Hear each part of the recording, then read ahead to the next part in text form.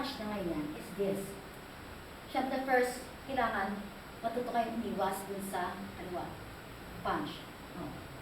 Straight punch. Kasi hindi tayo nag-equate doon sa technique actually. We are equating on the opponent's attack. So ang basic attack of an opponent is the punch. Because it is the straightest, the shortest distance between 2 points is the straight line. Kasi kung gaganyan ka pa, mas mahaba pa. Okay. So basically, ang gusto mangyari, lahat tayo, hindi tayo, ang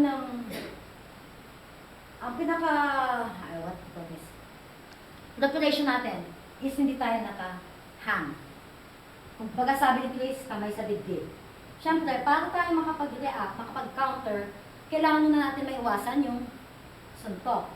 Okay? So, bago ka rin makareact ng kailangan mong, yun nga, straight punch.